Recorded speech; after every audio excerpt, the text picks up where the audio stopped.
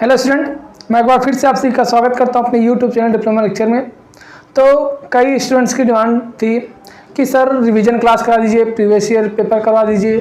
तो आज हम आप सभी के लिए प्रीवियस ईयर जो एक पेपर है उसको सॉल्व कराएंगे। सर सबसे पहले हम जो कंक्रीट टेक्नोलॉजी है उसका पेपर सॉल्व कराएंगे, फिर एक एक करके आपके सारे जो भी कवर हो पाएंगे, आपके जो प्रीवियस ईयर पेपर हैं वो सॉल्व कराए जाएंगे। तो टाइम वेस्ट ना करते हुए हम इस प्रीवियस ईयर पेपर को सॉल्व करते हैं। प्रीवियस ईयर पेपर हमारे हाथ में है, ठीक है, आप देख सकते हैं इसको। और यही जो पेपर है इसी को हम आज सॉल्व करवाएंगे आपके सामने। और आप वीडियो को एंड तक देखिए, और जिससे कि आपके अंदर एक कॉन्फिडेंस आए कि हमको क्या क्या हमारा तैयार है और हम कितना एग्जाम में कर पाएंगे, ठीक है।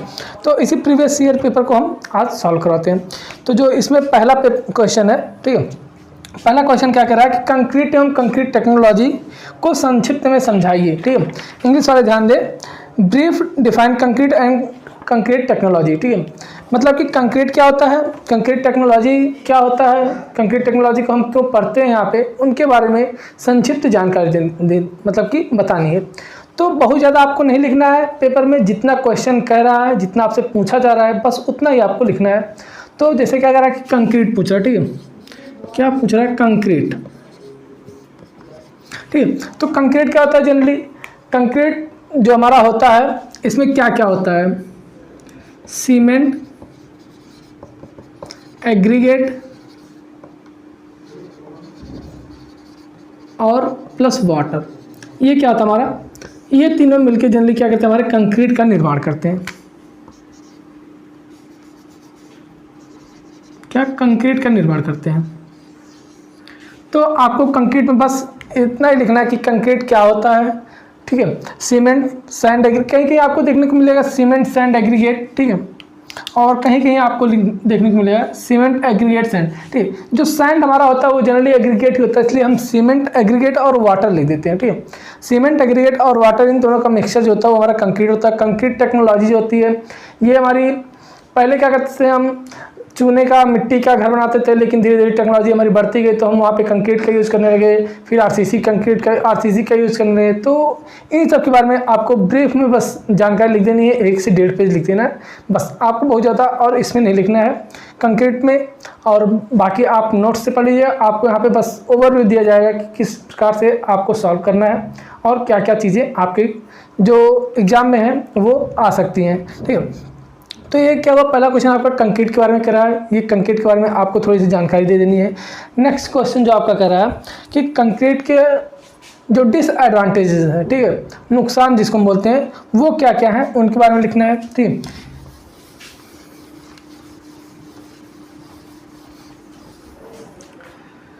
क्वेश्चन नंबर 2 क्या था हमारा,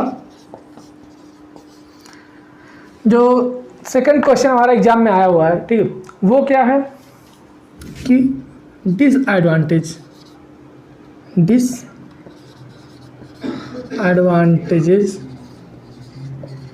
ऑफ कंक्रीट, ठीक।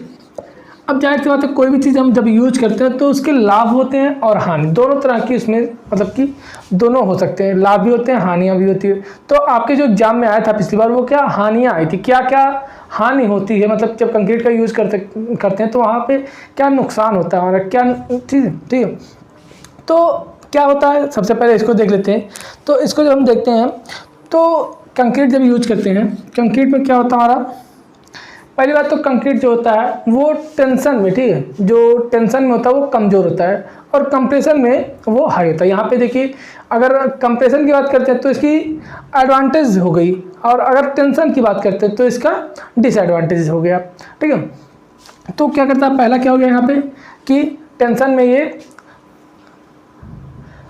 कम सामर्थ्यवान होता है, पहली हानि हो गई। दूसरी हानि क्या है, ताज़ी कंक्रीट जो होती है, ठीक है, उसको सुखाने के बाद सिकुड़ती है और उसमें पानी मिलाने के बाद क्या होता है वो फैलता है। जब ताज़ी कंक्रीट होती है सूखने पर सिकुड़ती है और उसमें पानी और मिक्स करने पर वो फैलती है। तो इससे जब कंक्रीट हम कहीं प्लेस करते हैं तो जब तुरंत वो सूखने लगती है तो उसमें दरारें पड़ जाती हैं, ये भी इसका एक डिसएडवांटेज है। ठीक है, नेक्स्ट क्या है, इसमें उत्फुल्लन इफ्लोरेसेंस होता है, इसमें इस इम्परमेबल ये नहीं होता, पूर्णतः इम्परमेबल नहीं होता है, इसमें वाटर होता है, जिससे कारण क्या होता है, इसमें वाटर क्या होता है, जैसे ये कंक्रीट हमारी है, ये पूर्णतः इम्परमेबल अपारगम्य नहीं होता है, इसमें क्या होता है, पानी रिस के नमी ऊपर आने लगती है, जिससे क्या होता है, इसमें इफ्लोरेसेंस उत्फुल्लन जिसको बोल सकते हैं, या फिर इसको हिंदी में प्रफुल्लन बोलते हैं, वो होता है। तो ये क्या वो कुछ इसके डिसएडवांटेजेस हुए हमारे कंक्रीट के। ठीक है, इसी प्रकार इसके एडवांटेजेज है, पिछली बार डिसएडवांटेज आया था, हो सकता है कि बार एडवांटेज आ जाए, तो इसलिए आप इसको नोट से अच्छे से पढ़ सकते हैं।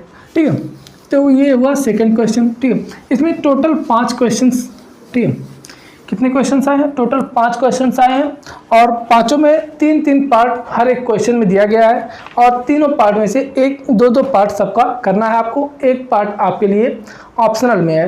ठीक है, तो इस प्रकार आप सॉल्व कर सकते हैं। जैसे आपका ये 2 क्वेश्चन हुआ, इसमें एक क्वेश्चन और दिया गया। पहले क्वेश्चन में क्या है कि पोर्टलैंड पुजलाना, ठीक है, फर्स्ट का ही क्या है, ये थर्ड, इसको 80 नंबर कर देते हैं हम। ठीक है, क्या करा, पोर्टलैंड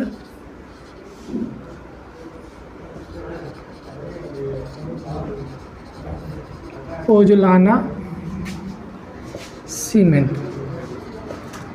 अब करा पोर्टलैंड पोजलाना सीमेंट क्या होता है, इसके बारे में लिखिए। हमने आपको सारे सीमेंट कितने प्रकार के होते हैं और कौन कौन से सीमेंट होते हैं, इन सब के बारे में हमने आपको बताया हुआ। जैसे पीपीसी होता है, ओपीसी होता है, ऑर्डिनरी पोर्टलैंड सीमेंट जिसको बोलते हैं, पीपीसी मतलब पोर्टलैंड पोजलाना सीमेंट हो गया। ठीक है, इसी प्रकार से क्या करते हैं हमारे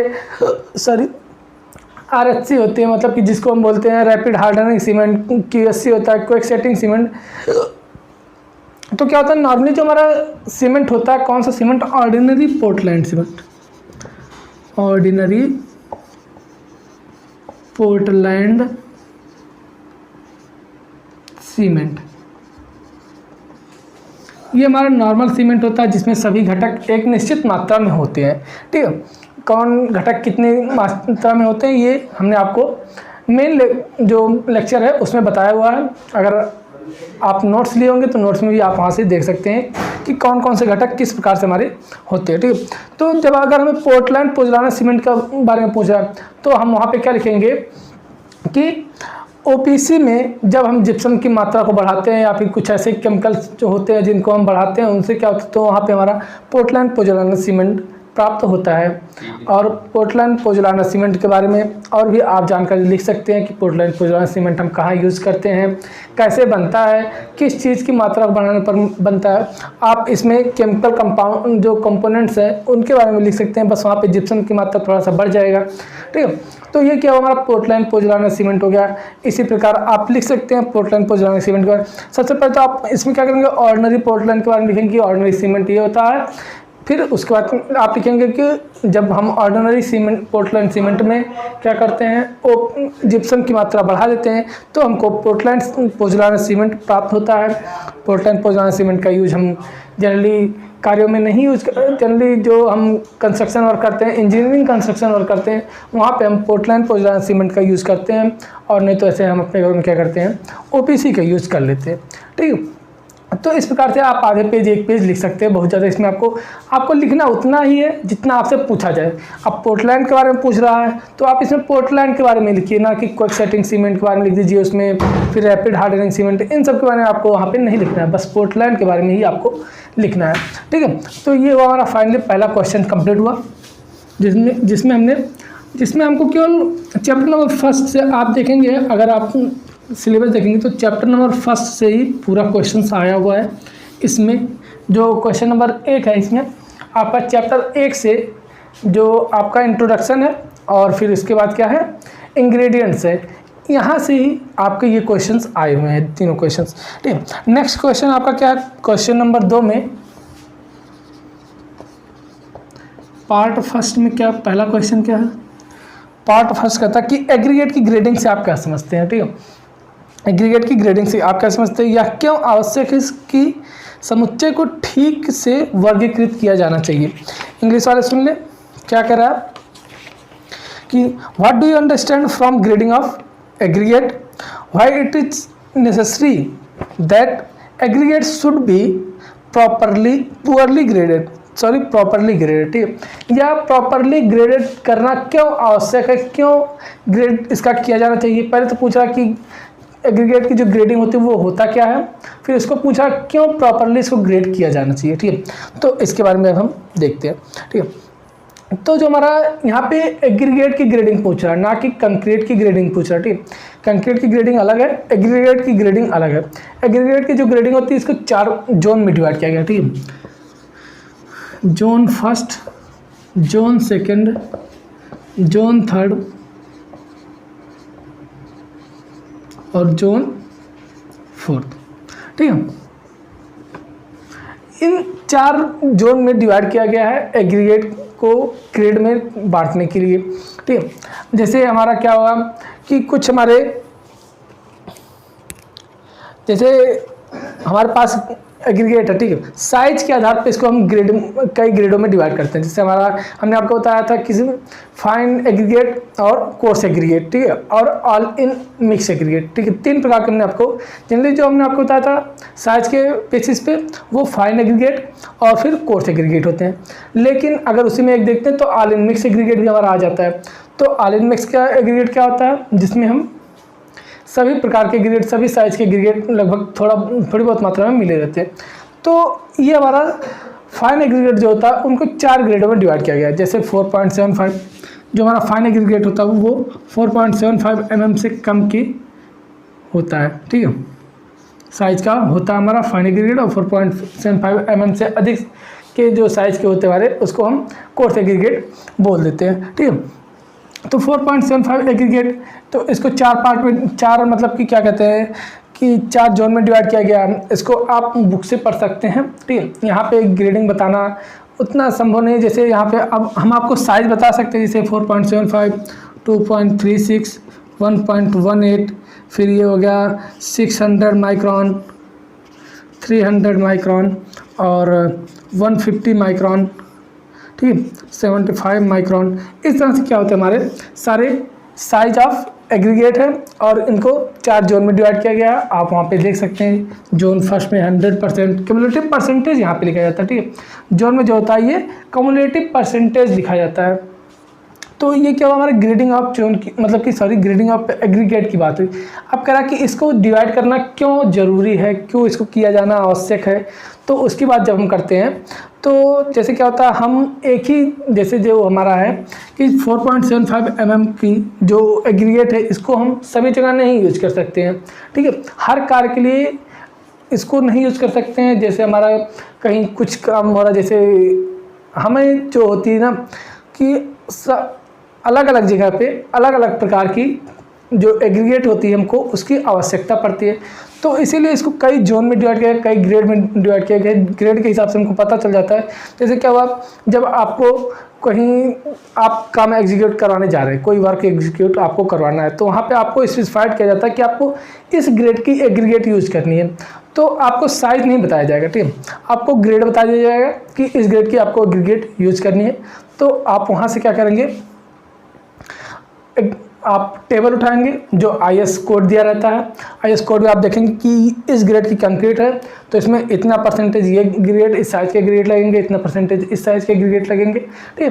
तो उस हिसाब से क्या करते हैं, आप वहाँ से उस एग्रीगेट को यूज कर लेते हैं जिसको आपका स्पेसिफाइड किया गया है, जो एग्रीगेट आपके लिए स्पेसिफाइड किया गया है वहाँ पे काम को करवाने के लिए, उस ग्रेड की आप एग्रीगेट ले सकते हैं, ठीक है। तो ये क्या हुआ, आवश्यकता हो गई कि हमको जो काम करना होता है वहाँ पे इसकी आवश्यकता बहुत ज़रूरी होती है, इसकी जानकारी बहुत जानना, क्योंकि कई एक ही प्रकार की एग्रीगेट हम सब जगह नहीं यूज कर सकते हैं, इसलिए हम उसको कई ग्रेडों में डिवाइड करते हैं। ये पहली आवश्यकता हमारी इंपॉर्टेंट जो नेसेसरी होती है ये होती है, ठीक है।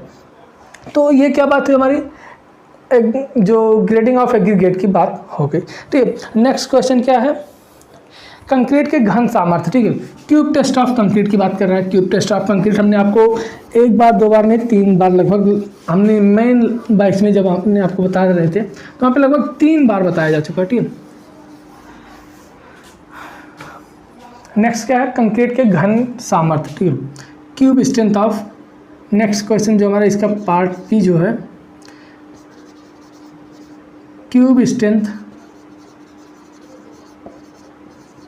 Of concrete.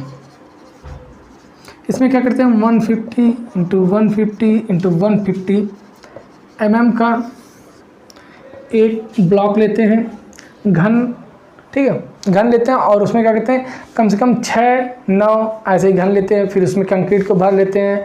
फिर उसके बाद 21 दिन बाद, 7 दिन बाद, 14 दिन बाद, 21 दिन बाद उसको सीटीएम मशीन पे टेस्ट करते हैं। तो वहाँ पे जो हमारा आता है रिजल्ट, वही हमारा क्या होता है कि क्यूब स्ट्रेंथ कहलाता है कंक्रीट का, ठीक है।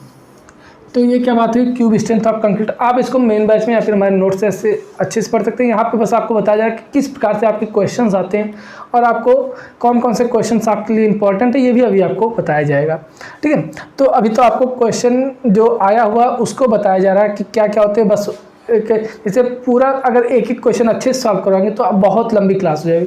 तो बहुत लंबी क्लास नहीं बनानी, बस आपको थोड़ा सा ओवरव्यू देना है कि कौन से क्वेश्चन को किस तरीके से, उसमें मेन पॉइंट्स क्या क्या है हमको जो लिखना ज़रूरी होता है, वो चीज़ हम आपको बता दे रहे हैं, ठीक है। तो यहाँ पे क्या करते हैं हम 28 दिन बाद वाला जो स्ट्रेंथ आता है उसी को हम कंसीडर करके फिर अपने उस कंक्रीट को यूज करते हैं, ठीक है। 150 इंटू 150 इंटू 150 mm का क्या करते हैं हम क्यूब लेते हैं, उसमें कंक्रीट भरते हैं। फिर कंक्रीट को 24 घंटे के लिए पानी में रख देते हैं। फिर उसको सुखाते हैं, ठीक है। पहले तो सुखाते हैं, ऐसे नॉर्मली रख के सुखाते हैं। फिर उसको पानी में डाल देते हैं। फिर 7 दिन बाद, 14 दिन बाद, 21 दिन बाद, 28 दिन बाद क्या करते हैं उसका सीटीएम मशीन पर हम टेस्ट करते हैं। फिर जो हमारी उसकी स्ट्रेंथ आती है उसको हम देख लेते हैं। फिर 28 दिन पर जो हमारी स्ट्रेंथ आई रहती है उसी को क्या करते हैं हम, उसी के हिसाब से हम फिर जो स्ट्रक्चर हमारा बनाना उसको डिज़ाइन करते हैं और उसको बनाते हैं, ठीक है। तो ये क्या बात हुई, हमारी क्यूब स्ट्रेंथ की बात हुई, क्यूब स्ट्रेंथ ऑफ कंक्रीट की बात हुई, ठीक है। नेक्स्ट क्वेश्चन क्या कहता है, स्लम्प टेस्ट, ठीक है। देख रहे हैं आप यहाँ पे टेस्ट बहुत आ रहे हैं, ठीक है। टेस्ट एक टेस्ट ये हुआ आपका, क्यूब स्ट्रेंथ टेस्ट ये हुआ। नेक्स्ट आपका स्लम्प टेस्ट पूछ रहा है। आगे आपका कंपैक्शन फैक्टर टेस्ट आया। वर्कबिलिटी टेस्ट करने के लिए हमने आपको 5 टेस्ट बताए हुए थे, जिसमें से आपके 3 सिलेबस में है और 2 सिलेबस में नहीं है। तो भी हम आपको वो भी बता देते हैं, उसको भी डिस्कस कर लेते हैं। आई होप कि ये आपको क्यूब स्ट्रेंथ समझ में आएगा, ठीक है। नेक्स्ट क्या है इसका पार्ट सी, क्वेश्चन नंबर 2 का पार्ट सी। देखिए आपके पास एक ऑप्शन में रहता है, तो आपको घबराने की बात नहीं है। अगर एक क्वेश्चन आपको नहीं भी आता है तो भी आपको कोई टेंशन लेने वाली बात वहाँ पे नहीं है, ठीक है। तीसरा क्या करा, तीसरा करा स्लम्प टेस्ट,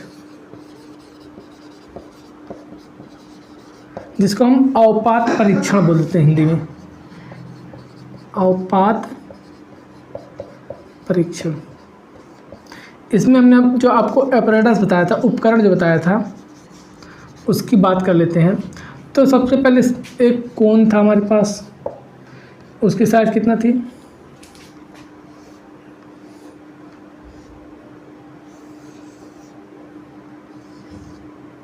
इसका डाया 10 सेंटीमीटर सॉरी, और ये हमारा 20 सेंटीमीटर और इसकी हाइट हमारी 30 सेंटीमीटर। और इसमें क्या हम यूज़ करते हैं,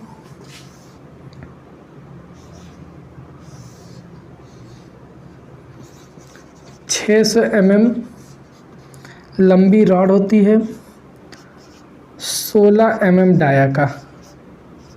ये क्यों यूज करते हैं, कंक्रीट इस पर डालने के बाद कंपैक्ट करने के लिए। और एक हमारा बेस प्लेट होता है,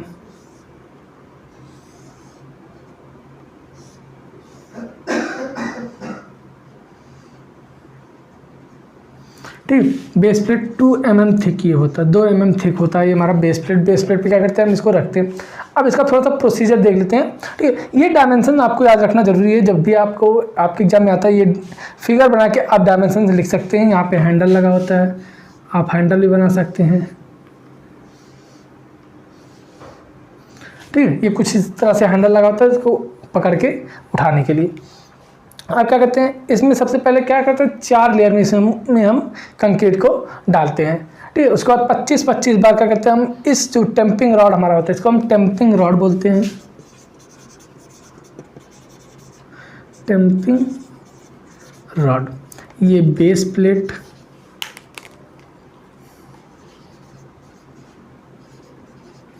और ये स्लम्प कोण।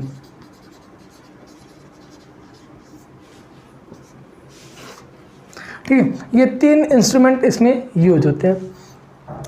अब क्या करते हैं, इसमें कंक्रीट को भरते हैं। जितनी लेयर भरेंगे उतनी बार क्या करेंगे, 25-25 बार कंपैक्ट करेंगे। मतलब 4 लेयर में टोटल क्या होगा हमारा, 100 बार इसको हम कंपैक्ट करेंगे। जब इसको क्या करते हैं, कंपैक्ट करने के बाद जब हमारा ये चारों बार जब पूरा भर जाता है, फिर ऊपर का जो ऊपर की सतह हो, कंपैक्ट करने के बाद क्या करते हैं, ऊपर की सतह को साफ कर लेते हैं अच्छे से। फिर साफ करने के बाद क्या करते हैं, ये जो स्लम्प कोन है इसको पकड़ के हम आराम से निकाल लेते हैं। निकालने के बाद देखते हैं कि हमारा जो कंक्रीट है, ये आपको जो उपकरण है ये आपको समझ में आ गया होगा, तो हम मिटा के थोड़ा सा आगे बढ़ते हैं। ठीक है, अब क्या करते हैं, जब इसको निकालेंगे, ठीक है, जब इसको निकाल लेंगे, जैसे ये कुछ इस तरह से मान लीजिए बना हुआ है। हो सकता है ये ऐसे ही रहे, जो कंक्रीट हमारा है हो सकता है ऐसे ही रहे, या फिर हो सकता है फिर ये कंक्रीट जो हमारा है ऐसे मान लेते हैं था, और कुछ ये ऐसे गिर के ऐसे हो जाए। ठीक है, इस तरह से गिर जाए, और फिर हो सकता है यही चीज़ मान लेते हैं कुछ इस तरह से हो जाए, इस तरह, सॉरी 1 मिनट, कुछ इस तरह से गिर जाए। ठीक है, तो 3 तरह के स्लम्प बनता है, ट्रू स्लम्प बनता है, कोलैप्स स्लम्प बनता है। ठीक है, और एक, हाँ ठीक है, 2 ये हमारे स्लम्प हो गए।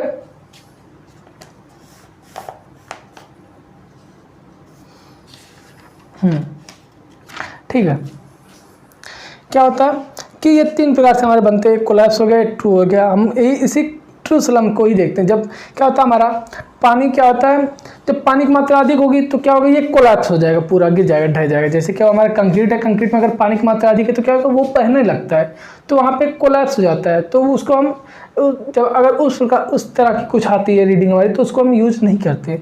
जब हमारा ट्रू स्लम्प आता है, मतलब कि थोड़ा सा औपात, यही जो हमारा होता है, ये जो जितना गिरता है, जितना गिर के फैल जाता है, यही हमारा स्लम्प होता है। इसी को करते हैं टेम्पिंग रॉड जो हमारा था, उसमें रीडिंग लगी हुई थी। ठीक, जैसे हमारा टेम्पिंग रॉड हो गया, इसमें क्या होती है, रीडिंग बनी होती है। ऐसी टेम्पिंग रॉड से क्या करते हैं, हम इस रीडिंग को माप लेते हैं कितना आता है, तो उस हिसाब से हम देख लेते हैं कि जितने स्लम्प का आ रहा है, उस हिसाब से हमने कई पार्टों, जैसे सीवेज कंडीशन में, फिर मॉडरेट कंडीशन में, कोल्ड कंडीशन में कितना स्लम्प हमारा होना चाहिए, तो हम कहाँ पे यूज करेंगे, उस हिसाब से एक साड़ी दी गई है। आप उसको नोट्स से या फिर हमारे पुराने लेक्चर से देख सकते हैं, वहाँ पे आपको अच्छे से बताया गया। ठीक है, तो ये क्या हुआ, हमारा स्लम्प टेस्ट हुआ। ठीक है, क्या हुआ, स्लम्प टेस्ट हुआ। अब आगे चलते हैं हम नेक्स्ट क्वेश्चन की तरफ। ये 3 पार्ट हो गए। अब इसमें आपको चाहे आप, अगर आपको दोनों टेस्ट आ रहे हैं, कौन सा टेस्ट, पहला एक हो गया स्लम्प, एक तो हमारा क्या बोलते हैं कि क्यूब स्ट्रेंथ टेस्ट हो गया, और दूसरा औपात परीक्षण, मतलब कि स्लम्प टेस्ट हो गया। आप चाहे तो इन दोनों टेस्ट को लिख सकते हैं, या फिर आपके पास एग्रीगेट की ग्रेडिंग मान लेते हैं। अगर आपको एग्रीगेट की ग्रेडिंग नहीं याद है कि, तो आप इन दोनों टेस्ट को अच्छे से लिख सकते हैं वहाँ पे।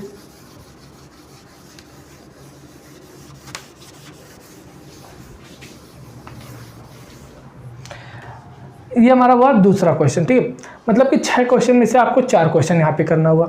अब तीसरे क्वेश्चन की बात कर लेते हैं। क्वेश्चन नंबर 3 का ए, क्या पूछा गया है कि कंपैक्शन फैक्टर क्या होता है और कंपैक्शन फैक्टर टेस्ट को क्यों करते हैं। एक चीज़ हमें आपको बताना है कि ये जो हमने आपको स्लम्प टेस्ट बताई, ये क्यों करते हैं, वर्क एबिलिटी को चेक करने के लिए कि यह कितना कंक्रीट जो है हमारा, वो कितना वर्केबल है। ठीक है, काम करने लायक है कि नहीं, इसलिए क्या करते हैं, हम वर्केबिलिटी के लिए टेस्ट करते हैं।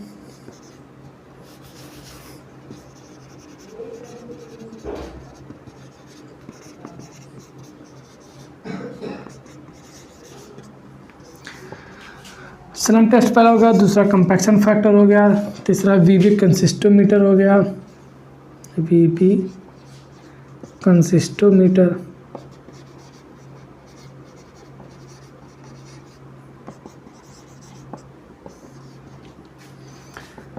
केली बाल टेस्ट,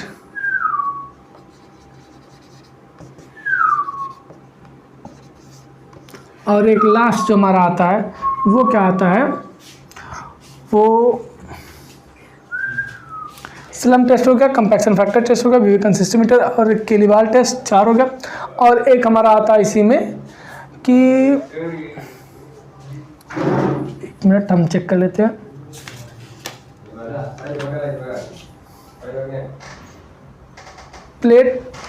प्लेन टेबल, ठीक है, प्लेन टेबल टेस्ट, ठीक। ये 5 टेस्ट हमारे क्या होते हैं, वर्कबिलिटी को चेक करने के लिए होते हैं, जो आपके सिलेबस में एक स्लम्प टेस्ट है, दूसरा कंपैक्शन फैक्टर है, तीसरा वीवी कंसिस्टोमीटर है। बस ये 3 आपके क्या हैं, यहाँ से तक ये आपके सिलेबस में दिए गए हैं। आपके क्वेश्चन यहाँ से आ सकते हैं। पिछली बार क्या हुआ हमारा कि एक स्लम्प टेस्ट आ गया, दूसरा कंपैक्शन फैक्टर आ गया। अब की जो चांस बनता है आपका, ठीक है, आपकी बार आपके आने का चांस क्या है, ये वीवी कंसिस्टोमीटर। इसलिए आप वीवी कंसिस्टोमीटर टेस्ट को अच्छे से पढ़ लीजिएगा, ठीक है। तो अब हम देखते हैं कंपैक्शन फैक्टर टेस्ट, ठीक है। इसी प्रकार से हम प्रोसीजर इसका भी होता है, वीवी कंपैक्शन फैक्टर का। कंपैक्शन फैक्टर में क्या करते हैं, ठीक है, कंपैक्शन फैक्टर में हॉपर लगा होता है, ठीक है। यहाँ पे हम इंस्ट्रूमेंट आपको बता दे रहे हैं, बस बाकी प्रोसीजर आप नोट से चाहे पढ़ सकते हैं या फिर चाहे तो आप बुक से पढ़ सकते हैं। जहाँ से भी आप पढ़ना चाहें, जहाँ से भी आपको अच्छा लगे आप वहाँ से पढ़ सकते हैं, या फिर पुराने लेक्चर आप उठा के देख सकते हैं, हमारा यूट्यूब चैनल पे पड़ा हुआ लेक्चर। और आपको प्लेलिस्ट मतलब कि डिस्क्रिप्शन बॉक्स में आपको प्लेलिस्ट का लिंक भी मिल जाएगा, आप वहाँ से भी देख सकते हैं। क्या है compaction factor? Compaction factor test, इसमें क्या होता है, 2 हॉपर लगे होते हैं। नीचे क्या होता है, ये हमारा सिलेंडर लगा होता है और फिर यहाँ पे हॉपर लगा होता है कुछ इस तरह से। एक हॉपर ये हो गया और एक हॉपर ये हो गया।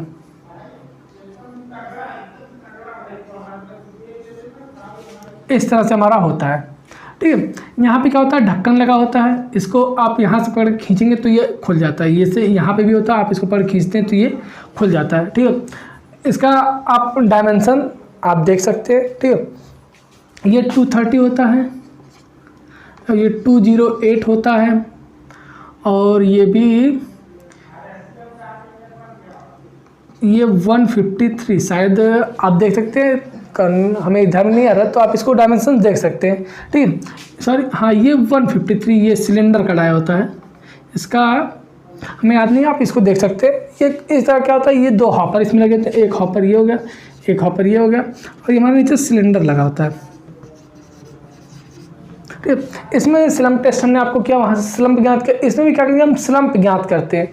पहले स्लम्प ज्ञात करेंगे, फिर यहाँ पे क्या करते हैं, इसमें डाल के पहले इसमें डालते हैं। पहले क्या करेंगे, कंक्रीट को ले आएंगे, जो जिस मिक्स का कंक्रीट हमको यूज़ करना है, जिसका हमको टेस्ट करना है, ले आएंगे, इस हॉपर में डाल देंगे ऊपर वाले में। पहले तो क्या करेंगे, इस तीनों में ग्रीस लगा लेंगे ताकि किसी में चिपके ना हमारा, ठीक है। फिर क्या करेंगे, इसमें कंक्रीट डाल देंगे। कंक्रीट डालने के बाद अच्छे से ऊपर साफ़ कर लेंगे, सरफेस कुछ मतलब कि बाहर ना निकला रहे। फिर अचानक से क्या करेंगे, तेज़ी से, ठीक है, तेज़ी से क्या करेंगे, इसको खींच लेंगे। जब तेज़ खींचेंगे तो ये क्या करेगा, नीचे तुरंत चला आएगा। जब इस हॉपर में चला आएगा, थोड़ी देर बाद इसको भी, फिर इसमें जो लगा रहेगा इसको भी छुड़ा के हम क्या करते हैं, इसमें गिरा देते हैं, ठीक है। फिर थोड़ी देर बाद इसको भी खोल देंगे तुरंत, जो इसका फाटक लगा हुआ है इसको भी खोलेंगे तो ये क्या होगा, हमारा सिलेंडर में गिर जाएगा, ठीक है। जब सिलेंडर में गिर जाएगा तो यहाँ से क्या पार्शियली कंपैक्ट होता है, ठीक है।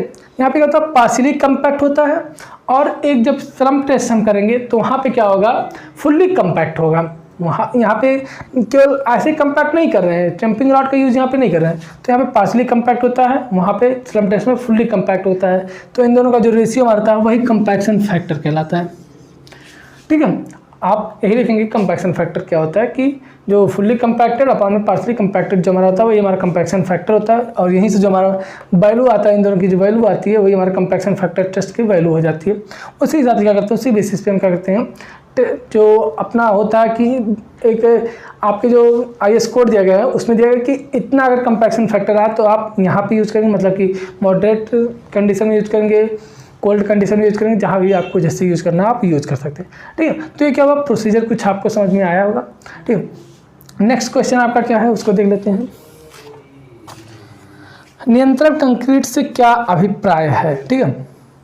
व्हाट इज द, बोल सकते हैं इसको, what do you mean bye controlled concrete. Control concrete हो गया और फिर नॉमिनल कंक्रीट हो गया, ये सब। ये हमारा फ़ोन नंबर दिया गया है। अगर आप अभी तक नोट्स नहीं प्राप्त किए तो आप हमारे इस नंबर पर कॉल कर सकते हैं या फिर व्हाट्सएप कर सकते हैं, आपको नोट्स मिल जाएगा, ठीक है। 7080230152। नेक्स्ट क्वेश्चन क्या है, what do you mean by control concrete. Part B है कंट्रोल्ड कंक्रीट। नाम से ही आपको पता चल रहा है, ठीक है।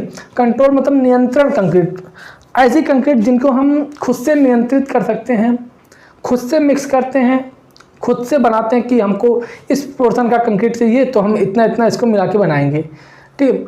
तो उसको क्या करते हैं, हम कंट्रोल कंक्रीट बोल देते हैं। मतलब कि खुद से हम जितनी हमारी आवश्यकता है, जितना हमको स्ट्रेंथ चाहिए उतना हम सीमेंट डाल रहे हैं, जितनी हमको आवश्यकता उतना सैंड डाल रहे हैं, उतना एग्रीगेट डाल रहे हैं, ठीक है। इसलिए क्या करते हैं, इसको हम कंट्रोल कंक्रीट कहते हैं। इसके लिए क्या करते हैं, जनरली आप जब लिखेंगे तो यही लिखेंगे कि कंट्रोल कंक्रीट वह होता है जिसको हम अपनी आवश्यकता अनुसार, जितनी आवश्यकता होती है हम उतना सीमेंट सैंड एग्रीगेट मिलाते हैं, फिर बनाते हैं। जितनी हमको स्ट्रेंथ की आवश्यकता, सामर्थ्य की आवश्यकता होती है उतनी आवश्यकता के लिए सीमेंट सैंड एग्रीगेट मिलाते हैं। उसी को हम क्या कहते हैं, कंट्रोल्ड कंक्रीट कह देते हैं। कंट्रोल कंक्रीट क्या होता है, इसके लिए हमारा बोल देते हैं कि जो लेबर होते हैं उनको बहुत ज़्यादा जानकारी, मतलब कि जानकारी होनी चाहिए, लेकिन एक स्किल नहीं रहेगी तो भी चल जाएगा, हम यहाँ पे यूज़ करते हैं। लेकिन जो नॉमिनल हमारा होता है, डिजाइन कंक्रीट जिसको हम बोल देते हैं, उसके लिए हमारे पास स्किल्ड लेबर होने चाहिए। स्किल्ड जो काम करने वाले हैं सबके पास स्किल होनी चाहिए, लेकिन इसमें बहुत ज़्यादा जरूरी नहीं होती है। इसमें क्या करते हैं, हम बाय वॉल्यूम या फिर बाय वेट कैसे भी हम चाहे तो ले सकते हैं, बैचिंग जो करते हैं हम ले सकते हैं। तो ये क्या हुआ, हमारा कंट्रोल्ड कंक्रीट हो गया, ठीक है। अगर आप अच्छे से पढ़ना चाहते हैं, अगर आप ये पिछला क्या हुआ, हमारा कंट्रोल कंक्रीट है, तो अब की बार हो सकता है नॉमिनल कंक्रीट भी आ जाए, ठीक है, या फिर कंट्रोल कंक्रीट और नॉमिनल कंक्रीट में अंतर आ जाए। तो ये दोनों आप इस टॉपिक से क्वेश्चन बनना आपकी बार कंफर्म है। क्वेश्चन 90% क्वेश्चन इससे आना ही आना है। आप इसलिए इसको अच्छे से पढ़ लीजिए कि नॉमिनल कंक्रीट क्या होता है और कंट्रोल कंक्रीट क्या होता है। नॉमिनल कंक्रीट को हम डिजाइन कंक्रीट बोल देते हैं, ठीक है। और इन दोनों में अंतर क्या होता है उसको भी आप अच्छे से पढ़ सकते हैं। तो ये पार्ट बी हुआ। पार्ट सी में क्या कह रहा है कि what are the various factors of which design of a mix depends, ठीक है। मतलब कह रहा है कि कंक्रीट मिक्स का अभिकल्पन किन किन घटकों पर निर्भर करता है। जब हम कंक्रीट को मिक्स करते, मतलब कि डिजाइन करते हैं, कंक्रीट मिक्स का डिजाइन करते हैं, तो उसके लिए क्या क्या आवश्यक है या फिर किन किन बातों पर वह निर्भर करता है।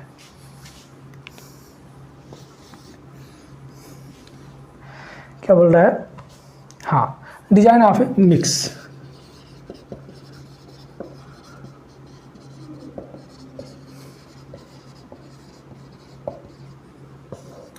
Design of a mix concrete की बात कर रहा है, तो सबसे पहले तो इसका हमको ग्रेड पता चाहिए कि किस ग्रेड का हमको कंक्रीट जो है वो मिक्स करना। मान लेते हैं 1:2, मतलब कि या फिर बोल देता है ऐसे M20 ग्रेड की हमको कंक्रीट बनानी है। हाँ, M20 ग्रेड की हमको कंक्रीट बनानी है, तो इसका तो हमको पता है। हाँ, ठीक है, वो M20 ग्रेड की कंक्रीट हमको बनानी है, तो क्या 1:1.5:3, मतलब कि 1 क्या हो जाएगा यहाँ पे, सीमेंट सैंड फाइन सैंड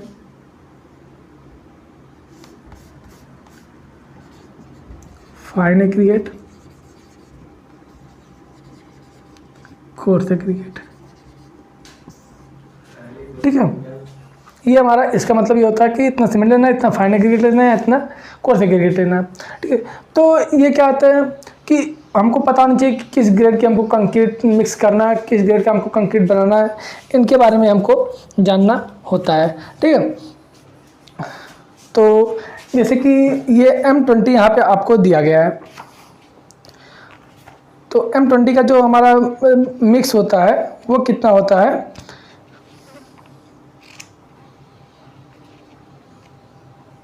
ये होता है 1:1.5:3 का। ठीक है, तो 1 मिनट आप रुकेंगे।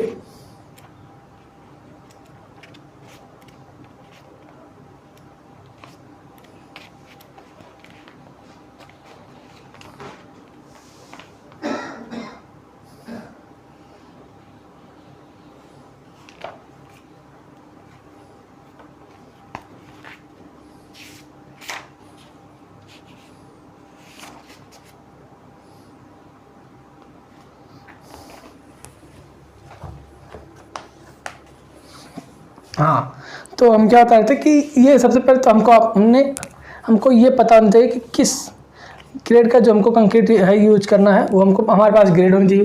ठीक, कुछ पॉइंट्स को हम देख लेते हैं। पहले पॉइंट्स क्या है, पहला पॉइंट्स हमको मिक्स का टाइप अर्थात डिजाइन मिक्स कंक्रीट या फिर नॉमिनल मिक्स कंक्रीट क्या हमको बनाना है। ठीक है, क्या मिक्स का टाइप पता होना चाहिए।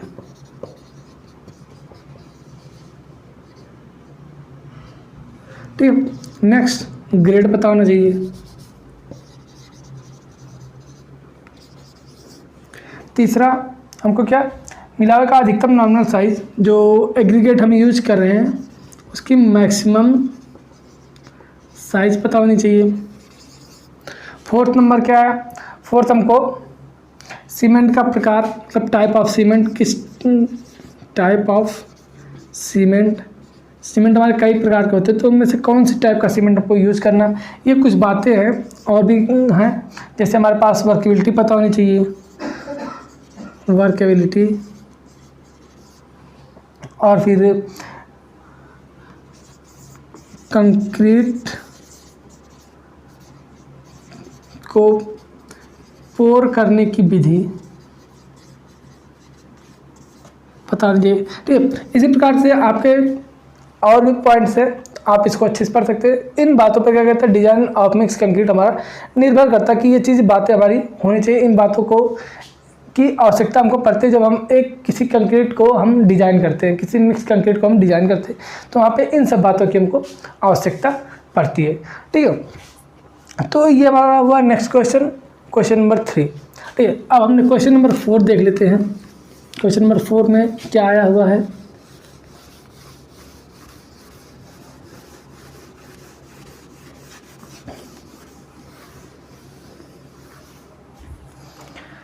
देख लेते हैं। क्वेश्चन नंबर 4 में क्या है,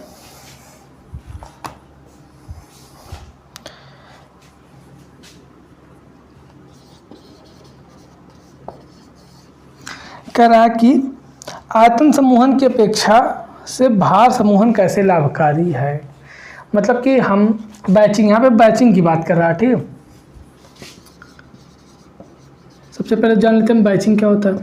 ठीक है, बैचिंग जो हमारा होता है कि कंक्रीट बनाने के लिए अलग अलग प्रोपोर्शन हमको लेना ही बैचिंग कहलाता है। अलग अलग प्रोपोर्शन को ले आके मिक्स करने के लिए इकट्ठा रखना, वो हमारा बैचिंग कहलाता है। बैचिंग को हम दो तरह से, बैचिंग हमारा दो तरह से होता है, एक बाई वेट और दूसरा बाई वॉल्यूम।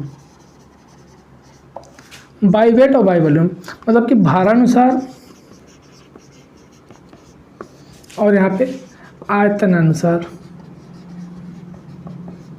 तो क्वेश्चन क्या आया है आपका, जो क्वेश्चन आपका आया था पिछली बार, वो आया है कि आयतन समूहन की अपेक्षा, मतलब कि जो बाई वॉल्यूम हम ले रहे हैं इसकी अपेक्षा बाई वेट हमारा अधिक परिशुद्ध क्यों होता है, अधिक लाभकारी क्यों होता है।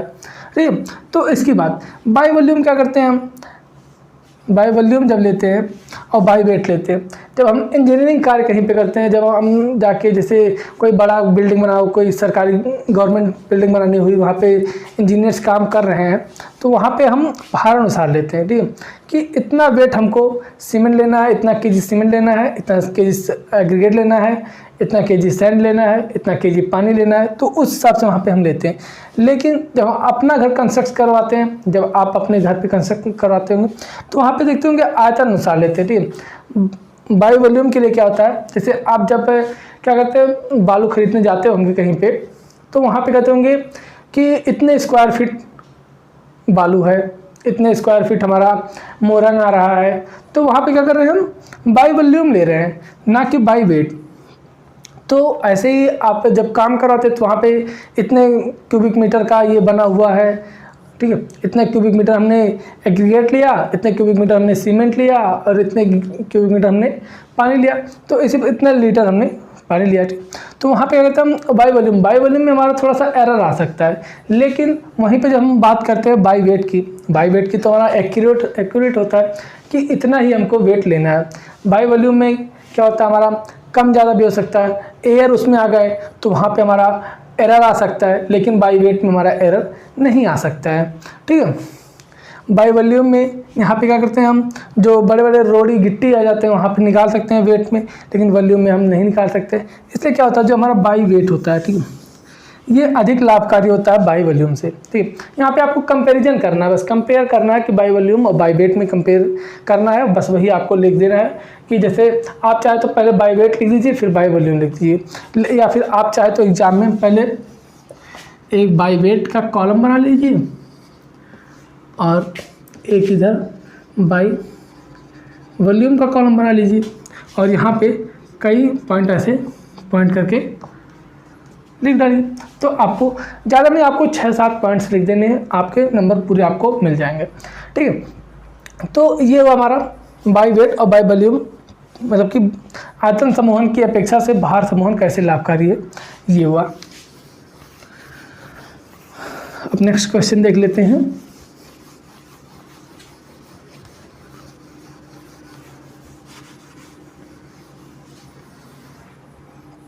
नेक्स्ट क्वेश्चन कहता है कि कंक्रीट संघनन के क्या क्या उद्देश्य है, मतलब कि कंपैक्शन करना कंक्रीट का, ठीक है। कंपैक्शन यहाँ पे कंक्रीट का हमको करना है, बोल रहा objects of concrete compaction, B है।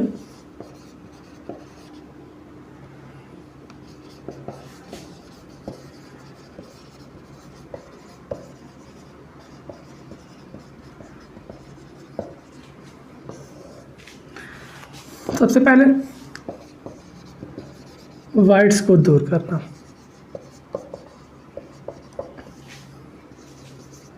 डेंसिटी को बढ़ाना,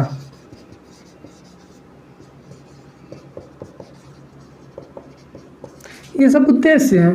क्यों हम कंक्रीट को कॉम्पैक्ट कर रहे हैं वही हमको यहाँ पे लिखना है, ठीक है। हम कंक्रीट को क्यों कॉम्पैक्ट कर रहे हैं वही चीज़ हमको यहाँ पे लिखना है। कंक्रीट कंपैक्शन क्यों ज़रूरी है, या फिर मतलब क्वेश्चन कई तरह से आप क्या सकते हैं कि कंक्रीट का कंपैक्शन हम क्यों करते हैं, कंक्रीट कंपैक्शन मतलब कि के उद्देश्य क्या है, ठीक है। इस तरह से आप क्वेश्चन कई तरह से पूछे जा सकते हैं, तो आपको घबराने की बात नहीं है, आपको बस आंसर एक ही लिखना है, सारे क्वेश्चंस का आंसर एक ही है। पहला हमारा क्या करना है, वाइड्स को दूर करना है, उसमें जो भी वाइड्स हैं उसको दूर करना है, डेंसिटी बढ़ाना है, और तीसरा स्ट्रेंथ को बढ़ाने के लिए। स्ट्रेंथ कैसे बढ़ेगा, जब वाइड्स उसमें नहीं रहेंगे जाहिर सी बात है स्ट्रेंथ बढ़ेगा। ऐसे ही क्या करते हैं फिर, और ऐसे आप कई पॉइंट्स लिख सकते हैं, आप नोट्स में पढ़ सकते हैं, नोट्स में भी आपको दिया गया है, ठीक। अगर आपको नोट्स में कंप्लीट नहीं है, क्योंकि नोट्स आपकी बार जो थी पहली बार थी, नोट्स इसलिए थोड़े बहुत नोट्स में नहीं कुछ चीज़ें नहीं है, तो नेक्स्ट सेमेस्टर से आपको प्रॉपर पूरा नोट्स आपको दिया जाएगा। इसलिए आप चैनल को सब्सक्राइब कीजिए और हमारे टेलीग्राम ग्रुप को ज्वाइन कर लीजिए और व्हाट्सएप ग्रुप को ज्वाइन कर लीजिए, ठीक है। तो ये क्या हुआ हमारा ऑब्जेक्ट्स ऑफ कंक्रीट कंपैक्शन हुआ, ये हमारा नेक्स्ट क्वेश्चन था। अब इसके आगे क्या है कि कंस्ट्रक्शन एंड कॉन्ट्रैक्शन जॉइंट्स, ठीक है। Define the construction and contraction joint, ये क्वेश्चन आपके लिए बहुत इंपॉर्टेंट है। जॉइंट्स से 3 जॉइंट्स होते हैं, कंट्रैक्शन, ठीक, कंस्ट्रक्शन, एक कंस्ट्रक्शन, जिसको हम निर्माण जोड़ बोलते हैं। दूसरा कॉन्ट्रैक्शन, इसको बोलते हैं हिंदी में संकुचन। और एक्सपेंशन, ये सारे ज्वाइंट होते हैं, आप ध्यान दीजिएगा। प्रसार, ये दोनों तो आपके एग्जाम में आ चुका है, ये आने का चांस आपकी बार बनता है, ठीक है। तो कंस्ट्रक्शन ज्वाइंट क्या होता है, जैसे क्या कर रहे हैं, बहुत बड़ा अगर हमको जो स्पैन का अगर कुछ बनाना हुआ, जैसे बहुत बड़ा स्पैन है, मान लेते हैं स्लैब है आपको, बहुत बड़ा स्पैन है, ठीक, बड़ा स्पैन है, तो क्या करते हैं हम एक ही दिन में उसको नहीं अगर ढाल सकते हैं तो उसको हमको नेक्स्ट दूसरे दिन भी काम करना पड़ेगा, ठीक। तो इसके लिए क्या करते हैं, ये सारी चीज़ें आपको मेन बैच में अच्छे से पता चुकी, जैसे यहाँ तक हमने आज ज्वाइन किया, ठीक है। तो यहाँ पे कुछ इस तरह से हम बना देते हैं, ये हो जाता है हमारा ओल्ड, और ये जो जॉइंट्स बनता है इसी जॉइंट को क्या बोलते हैं हम, कंस्ट्रक्शन जॉइंट बोल देते हैं। कंस्ट्रक्शन कार्य कर रहे हैं हम, उसको आधा छोड़ के हमको कल फिर नेक्स्ट दूसरे दिन हमको उसी पर से काम शुरू करना, तो उसको हम क्या बोलते हैं, कंस्ट्रक्शन जॉइंट।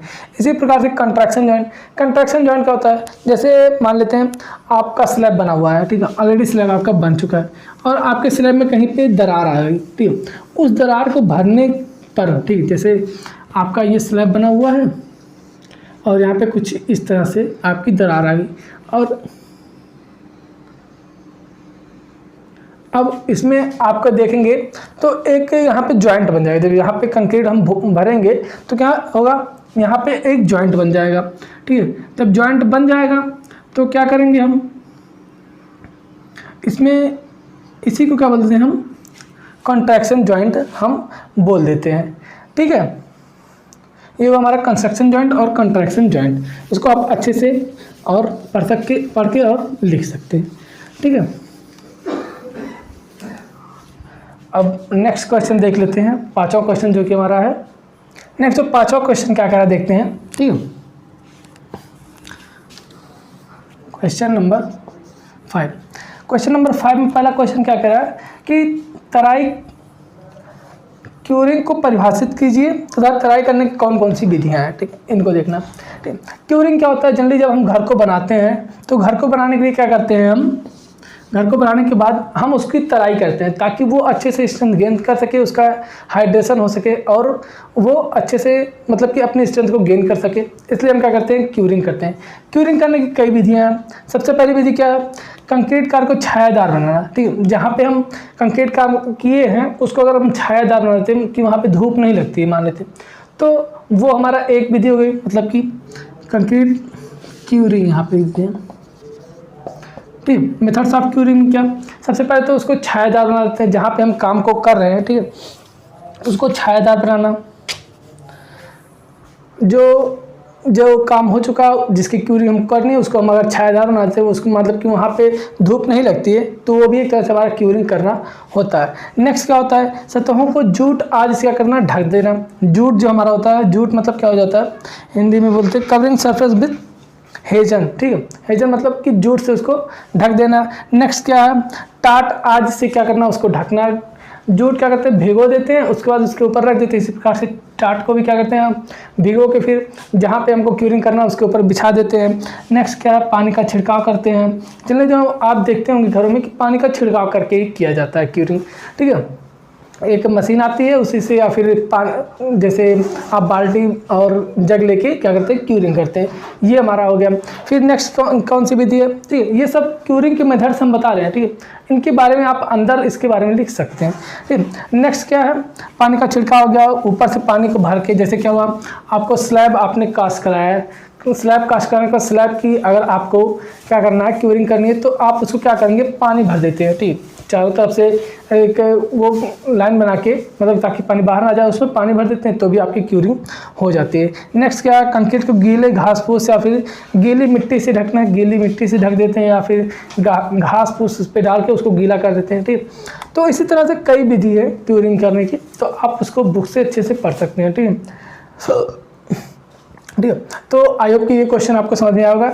और नेक्स्ट क्वेश्चन क्या है कि कंक्रीट मिक्सर द्वारा कंक्रीट बनाते समय किन किन सावधानियों को ध्यान में रखना चाहिए। ठीक है, कंक्रीट मिक्सर, ठीक है, 5 का बी क्या आया था कि कंक्रीट मिक्सर एक क्या करते हैं हम हाथ से मिक्स करते हैं, दूसरा फिर उसको हम मशीन से मिक्स करते हैं। मशीन से मिक्स करने के लिए हमारे कई प्रकार के मशीन आते हैं, उससे मिक्स करते हैं। ठीक है, तो ये हमारे कंक्रीट मिक्सर का रहा कि क्वेश्चन क्या कह रहा है, कंक्रीट मिक्सर द्वारा कंक्रीट बनाते समय किन किन बातों को ध्यान रखना चाहिए, मतलब मशीन द्वारा किन किन बातों को ध्यान रखना चाहिए। मतलब कि वो कंक्रीट बाहर नहीं जानी चाहिए, पानी बहुत ज़्यादा उसमें नहीं होना चाहिए, जो हमारे प्रोपोर्शन दिया गया उसी हिसाब से प्रोपोर्शन होना चाहिए। ठीक, तो ये सारी चीज़ें क्या है हमारी कंक्रीट में होनी चाहिए। ठीक है, इन सारी चीज़ें को ध्यान रखते हुए हमें कंक्रीट को मिक्स करना चाहिए। नेक्स्ट क्या है कि बी हो गया।